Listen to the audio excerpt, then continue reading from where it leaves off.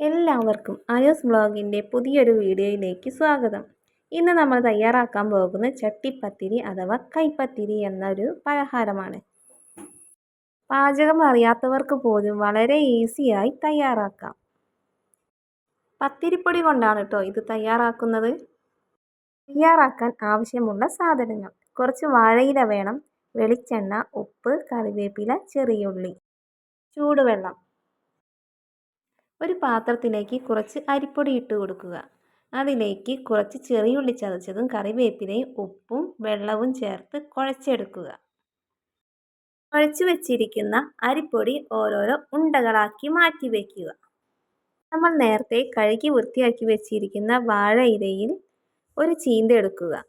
അതിൽ കുറച്ച് വെളിച്ചെണ്ണ തടവിയതിനു ശേഷം ഒരു അരിയുണ്ടയുടെ ബോൾ എടുത്ത് പരത്തി കൊടുക്കുക.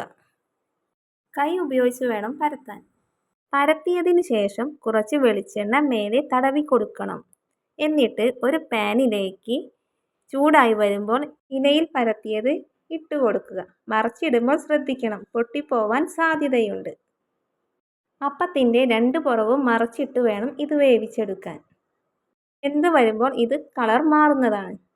അങ്ങനെ നമ്മൾ സ്വാദിഷ്ടമായ കൈപ്പത്തിരി അഥവാ ചട്ടിപ്പത്തിരി റെഡി ആയിട്ടുണ്ട്. കറിയില്ലാതെയും ഇത് വെറുതെ കഴിക്കാം. ഞാനിവിടെ ചമ്മന്തിയാണ് ഇതിലേക്ക് ഉണ്ടാക്കാൻ പോകുന്നത്. 2-3 വെളുത്തുള്ളി ചതച്ചതിന് ശേഷം പാകത്തിന് ഉപ്പിട്ട് കൊടുക്കുക. വെളിച്ചെണ്ണയും കുറച്ച് മുളകും പൊടിയും ചേർത്ത് ഇളക്കി കൊടുക്കുക. അങ്ങനെ കൈപ്പത്തിരിയിലേക്ക് ചമ്മന്തി റെഡി ആയിട്ടുണ്ട്. ഇഷ്ടപ്പെടുകയാണെങ്കിൽ ലൈക്ക് അടിക്കാനും ഹൈപ്പ് ചെയ്ത് വീഡിയോ കാണാനും ശ്രമിക്കണേ.